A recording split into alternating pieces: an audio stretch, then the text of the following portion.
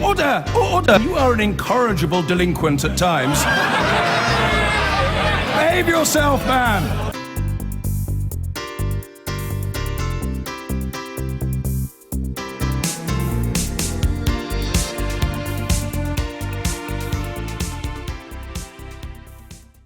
Well, there's to be no emergency budget post-Brexit. The new Chancellor, Philip Hammond, has quashed the idea even before he's properly got his feet under his new desk.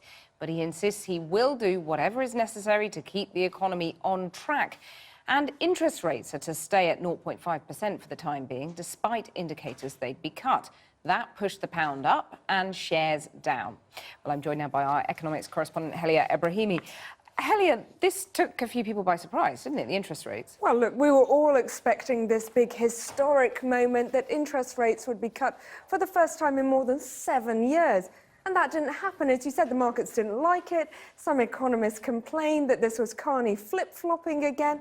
But if you take a look at the Bank of England's meeting minutes, you can see they quite clearly say that in just 3 weeks, members of the committee expect monetary policy to be loosened. That's a rate cut, and it's big news, not just because the level of cut, but because we're going to have these historically low rates for much longer than forecast, and cheap money is very important for both consumers and for businesses when you're expected to see growth fall off so dramatically next year. Well, monetary policy loosened in August. Why not do it now, then? Well, the bank says it doesn't have enough economic data. It wants to see just how bad UK is. And between now and then, it's going to have the house price index. It's going to see how businesses are doing. Are they spending? The retail survey, car registrations, and those all-important factory orders. So what about the new Chancellor? What are we getting in terms of hints about the government's new economic policy? Well, you remember the punishment budget? Well, that's gone with Osborne, and you're going to see this massive shift from that philosophy that Osborne harboured of fiscal responsibility and austerity almost at any cost. To make up for any dip. Absolutely. To one that basically moves towards a reversal. And, you know, with Philip Hammond, and you're likely to see fiscal loosening, so spending. Remember that under Osborne, you saw the deficit in the UK be cut from 10% to 3%. Now, he would say this is a massive achievement. This is great news. But actually, a lot of people felt that those policies left them behind. And in a way, Brexit could be seen as a judgment on those policies. So expect to see a Chancellor that will probably have to get his chequebook out more often, but you're also likely to see that deficit go up. Helia Ebrahimi, thank you very much. John. Well, what about the wider business world? The post-Brexit shockwaves have buffeted stocks and shares and property investment and house builders, as well as confidence. Our business editor, Siobhan Kennedy, has been to see the real-time effects of what is happening on the ground following the referendum results and the fallout. London's Greenwich Peninsula, not so much building site as a whole new suburb. Thousands of workers toiling away. 100 tower blocks, 2 schools, a film studio, money flowing in, and the majority of it from overseas investors. This site typifies everything that's been good about the British economy.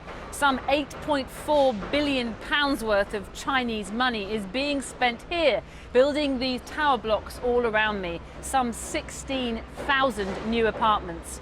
But the question is, with all the talk of the economy slowing down and all the associated uncertainty, will future investors want to put their money here? There's no sense the Chinese investment company Night Dragon will pull out, but there is a huge hole here where construction was supposed to have started on the next tower, for the moment put on hold. There's a massive shortage of housing in the country. We just got it rolling since the 2008. You know, keep it going. That's what's important. And if there is going to be an interest rate cut, I think that would help the construction industry. In what sense would it? Well, mortgages would be down. People would be able to buy the houses. A lot of them are unaffordable. So what's his message for the new Prime Minister? We need to keep the Labour that we have in this country. We need to alleviate the fears that the EU members that are here have. They have fears. They don't know what's happening. You know, it's a big scare. And if you can't get that Labour coming in as it has been free flow, what might the impact be? I hate to think. So the new Chancellor has his work cut out for him. Day one on the job, and he knows businesses have already started postponing decisions, delaying hiring, and consumer confidence is plunging. You could say the perfect plot for a post-Brexit movie. But this is real life, and if consumers like these lose confidence, they usually stop spending. The government needs to send out a message that it is business as usual. Britain's film sector, just like the construction industry, is also dependent on huge foreign investment. We have huge infrastructure at studios like Pinewood and at Shepperton Studios. So I think it's about sending out a signal that you can come and shoot here, and hopefully that we will continue with the tax breaks that we've had here in the UK. So the message is clear: tax breaks, more spending for key industries, and an interest rate cut in the near future. But there's no guarantee that any of those measures designed to get businesses and consumers spending will deliver the desired happy ending. I've been getting